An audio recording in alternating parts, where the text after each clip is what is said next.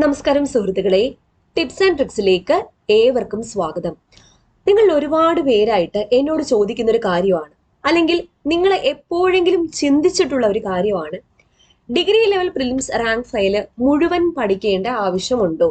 നമ്മളെല്ലാവരും വാങ്ങി വെച്ചിരുന്ന റാങ്ക് ഫയൽ ഇച്ചിരി വലിയൊരു റാങ്ക് ഫയലാണ്. അപ്പൊ അത് മുഴുവൻ പഠിക്കേണ്ട ആവശ്യം ഉണ്ടോ? അപ്പൊ അതിനായിട്ട് ഞാൻ കണ്ടുപിടിച്ച ഒരു ടിപ്പാണ്, ഒരു സ്മാർട്ട് വേ ഓഫ് സ്റ്റഡി ടിപ്പാണ് നിങ്ങളുമായിട്ട് ഷെയർ ചെയ്യാൻ പോകുന്നത്. അപ്പൊ നമുക്ക് സ്റ്റാർട്ട് ചെയ്യാം. എല്ലാവർക്കും വീഡിയോയിലേക്ക് സ്വാഗതം.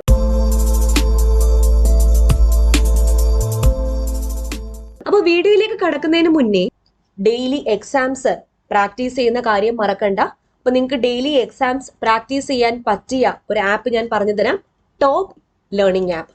ഈ ആപ്പില് 9:30 ഡെയിലി 9:30 ഫ്രീ ആയിട്ട് മോക്ക് ടെസ്റ്റ് അവൈലബിൾ ആണ്.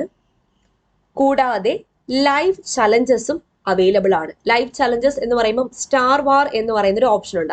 അതിനകത്ത് പ്രാക്ടീസ് ക്വസ്റ്റ്യൻസും ഉണ്ട്, ലൈവ് ചലഞ്ചസും ഉണ്ട്. പ്രാക്ടീസ് ക്വസ്റ്റ്യൻസ് എടുത്തു കഴിഞ്ഞാൽ നിങ്ങൾക്ക് ഇഷ്ടം പോലെ അൺലിമിറ്റഡ് ആയിട്ട് ക്വസ്റ്റ്യൻസ് പ്രാക്ടീസ് ചെയ്യാൻ പറ്റും. അതുപോലെ ലൈവ് ചലഞ്ചസ് എടുത്തു കഴിഞ്ഞാൽ നിങ്ങൾക്ക് ആ സമയത്ത് ലൈവായിട്ടുള്ള ഉദ്യോഗാർത്ഥികളുമായിട്ട് കോമ്പീറ്റ് ചെയ്ത് ടെസ്റ്റ് പ്രാക്ടീസ് ചെയ്യാൻ പറ്റും. അപ്പോൾ കോമ്പീറ്റ് ചെയ്ത് ക്വസ്റ്റ്യൻസ് പ്രാക്ടീസ് ചെയ്യാൻ പറ്റും. അപ്പോൾ ഡൗൺലോഡ് ചെയ്യുക. ഡൗൺലോഡ് ചെയ്യാൻ ലിങ്ക് ഞാൻ താഴെ ഡിസ്ക്രിപ്ഷൻ ബോക്സിൽ കൊടുത്തിട്ടുണ്ട്, പോയി ചെക്ക് ചെയ്യുക. ഓക്കെ, അപ്പോൾ ഡിഗ്രി ലെവൽ പ്രിലിംസിന്റെ കേസ് പറയുകയാണെങ്കിൽ, ഡിഗ്രി ലെവൽ പ്രിലിംസുമായിട്ട് സിമിലർ ആയിട്ട് നടന്ന ഒരു പരീക്ഷയാണ് +2 ലെവൽ പ്രിലിമിനറി പരീക്ഷ. 2 ഘട്ടങ്ങളായിട്ട് നടന്ന +2 ലെവൽ പ്രിലിമിനറി എക്സാമിന്റെ 2 ക്വസ്റ്റ്യൻ പേപ്പേഴ്സ് കളക്ട് ചെയ്യാൻ നിങ്ങൾക്ക് ബുദ്ധിമുട്ടുണ്ടാവത്തില്ലല്ലോ. അപ്പോൾ നിങ്ങൾ ആദ്യം ചെയ്യാനുള്ള കാര്യം +2 പ്രിലിമിനറി എക്സാമിന്റെ ഈ 2 സ്റ്റേജ് ക്വസ്റ്റ്യൻ പേപ്പർ കളക്ട് ചെയ്യുക എന്നുള്ളത് തന്നെയാണ്. ഓക്കെ, എന്നിട്ട് നമ്മുടെ ഡിഗ്രി ലെവൽ പ്രിലിംസിന്റെ സിലബസ് കൂടി എടുത്തു വെക്കുക.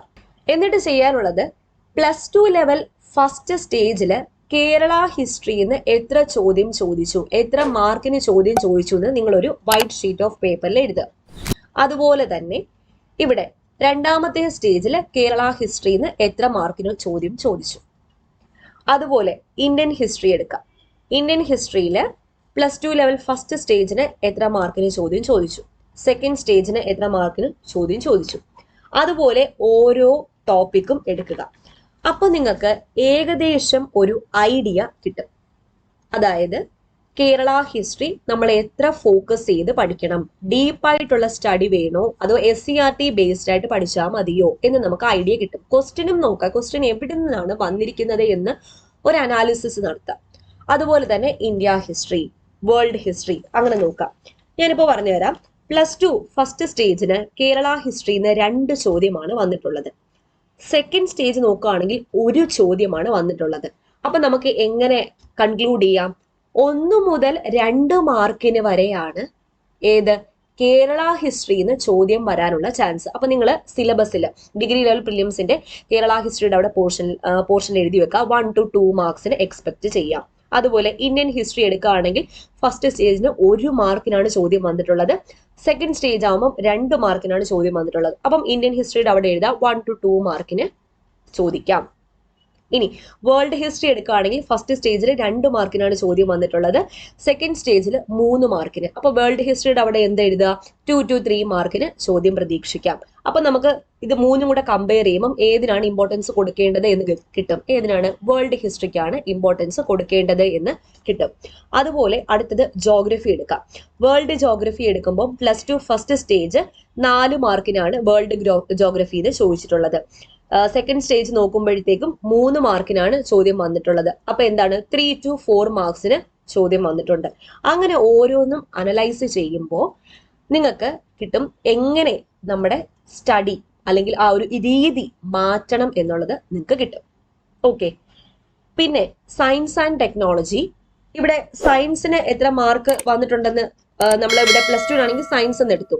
സയൻസ് ആൻഡ് ടെക്നോളജിയുടെ മാർക്ക് എങ്ങനെ കണ്ടുപിടിക്കും എന്ന് പറഞ്ഞു കഴിഞ്ഞാൽ, ഈ ബാക്കി എല്ലാ പോർഷൻസും എടുക്കുമ്പോഴത്തേക്കും ആ ഒരു പോർഷൻ റിമൈനിങ് ആയിട്ട് നിൽക്കും. അത് സയൻസ് ആൻഡ് ടെക്നോളജി ആയിരിക്കും. ഇപ്പൊ ഞാൻ കാൽക്കുലേറ്റ് ചെയ്തപ്പോൾ സയൻസ് ആൻഡ് ടെക്നോളജിന്ന് ഒരു 4 മുതൽ 5 മാർക്ക് വരെ പ്രതീക്ഷിക്കാം.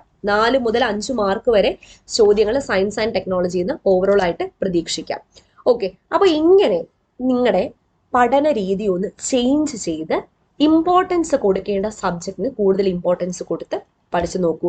നിങ്ങൾക്ക് സ്മാർട്ടായിട്ട് നല്ല മാർക്ക് സ്കോർ ചെയ്യാൻ വേണ്ടി പറ്റും. അപ്പോൾ ഈ ഒരു രീതിയിൽ പഠനത്തിന്റെ ഒരു രീതി ഒരു വേ ഒന്ന് മാറ്റി നോക്കൂ. എന്തായാലും ഇംപ്രൂവ്മെന്റ് ഉറപ്പാണ്. വീഡിയോ ഇഷ്ടപ്പെട്ടാൽ ഉറപ്പായിട്ട് ലൈക്ക് ചെയ്യുക. വീണ്ടും കാണാം. താങ്ക്